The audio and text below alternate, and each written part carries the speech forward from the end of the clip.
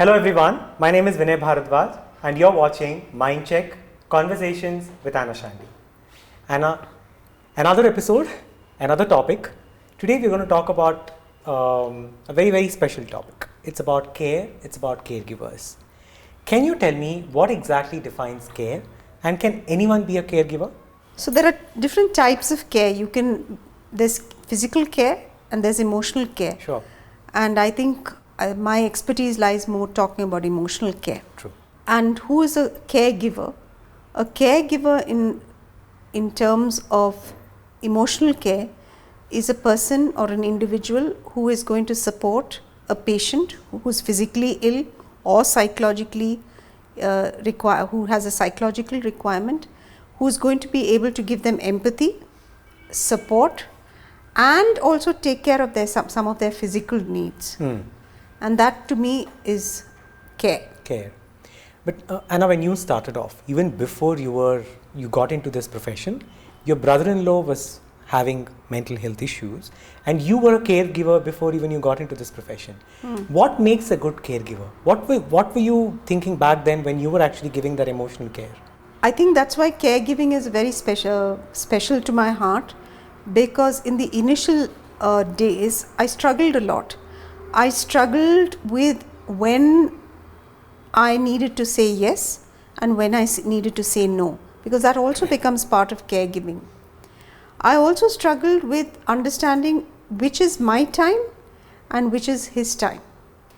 And I think that is fundamentally what goes misplaced especially in our Indian context, that caregivers are not given adequate support, adequate rest and adequate understanding. Especially when we are doing caregiving for a loved one, we are emotionally involved, we want the best for them, yet very often we feel frustrated and we feel tired and helpless. Goes through a lot, right? Yeah. And according to you, can anyone be caregivers, or there are certain traits in a person that can make them a good emotional caregiver? More than traits, I think there are certain characteristics or requirements.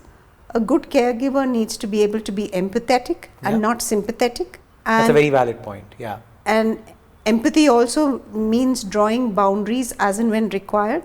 Empathy also means addressing issues objectively when required. Another characteristic I think that a caregiver requires is the ability for themselves to know that they need self-care.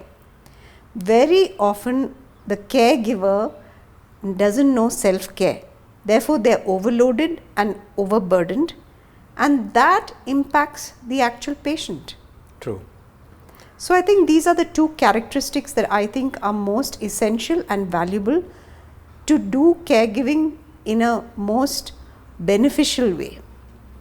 And when somebody watching this who are caregivers, in their physically challenged people, mentally challenged people, somebody is taking care of them, right? What are the 2-3 essential things that they need to keep in mind? I think they need to keep in mind that they need to take breaks. Okay. Breaks from caregiving, breaks towards replenishment of their psychological energy, adequate sleep they require, and adequate nutrition. Because caregiving does deplete people. And caregiving, does it need to be that the person needs to be passionate about caregiving? Or sometimes what happens is we are pushed into a situation to actually take care of someone. We might not be happy about doing it. So what do you want to tell such people? I think here is the conflict that comes. Very often caregivers are doing it resentfully because it's out of a sense of duty. And to me, when you do something with resentment, it impacts the patient. Yeah. So I always question, is that caregiving really effective? And if you are resentful, it may be more beneficial for the patient if you get professional support for caregiving and you supervise the professional caregiver. And a lot of people watching this are on the other side, are on the receiving side of caregiving. So they have caregivers taking care of them. It's not easy. The job is not easy of a caregiver. So what do you want to tell the patients who are actually at the receiving end to keep in mind and think about the nuances that they need to take care of with the caregiver? See, for the patient to take in mind that they have to also be conscious of the caregiver or pay attention to the caregiver is very difficult, because a patient possibly is in pain. Yeah. If they're mentally challenged, they have their issues. I think it is more important that the rest of the family pays attention and gives recognition to the caregiver that this is Very not important. an easy job and this is a difficult task. Correct. And what about counseling? Is it considered caregiving? I think it is a form of caregiving. It's not just caregiving, but I do encourage caregivers to take counseling support, because the counselor will be able to guide them and encourage them in a very non-judgmental way. Yeah. And in your experience, Anna, have you seen like two extremes of caregivers? Yeah. How different are they? So I've seen the resentful caregiver who's actually resentful, angry, irritable. And then I've seen the caregiver who overdoes it. Both are each is the other side of the coin. The resentful caregiver indulges in some form of deep harm or abuse. And the caregiver who overdoes it does marshmallowing actually, Yeah. which is, it's actually the same as abuse. Will it stay long? Can they sustain that? Some can, but only thing it doesn't benefit the patient. Patient at all. Yeah. Because see, when a patient or a person needs care, it means that they are not fully in the moment, in the here and now, and they're not objective. So marshmallowing caregivers do not teach them to draw boundaries, do not know how to say no to them, which can cause extreme harm. And Anna, the topic of caregiving is so important in today's scenario is because a lot of people are physically ill with the lifestyles that we go through. A lot of people are mentally ill as a country.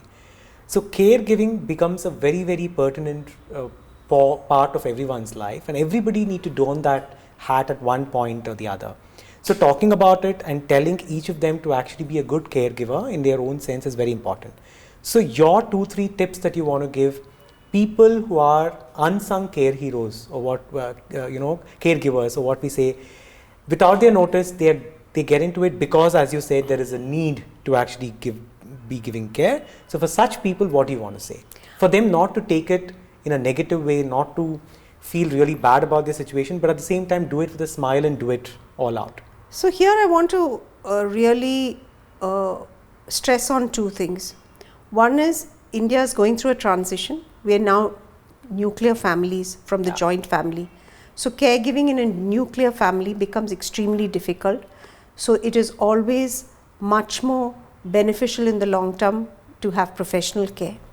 Second thing is caregivers, again, because India is in an era of transition, need to take counseling support so that they have a space which is non-judgmental, where people are empathetic and are able to relate to their context of being caregivers.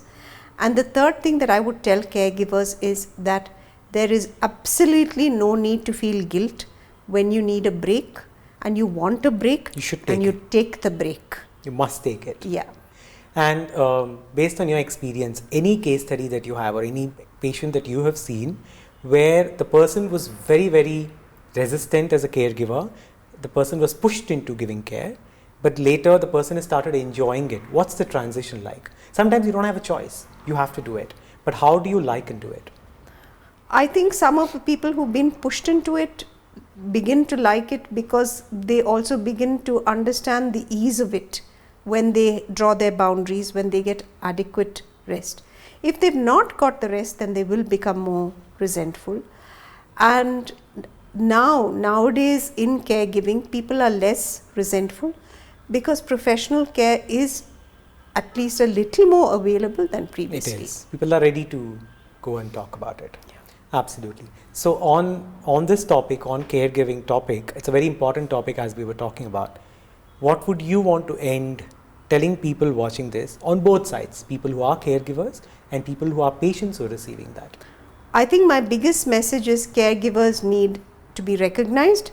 Caregivers need as much rest and attention as the patient because it's not an easy task. Absolutely. All of you watching this, be it caregivers or patients, I hope you got something out of it. You're watching Mind Check, Conversations with Anna Chandy. We're going to be back very soon with some interesting topics. Thank you very much.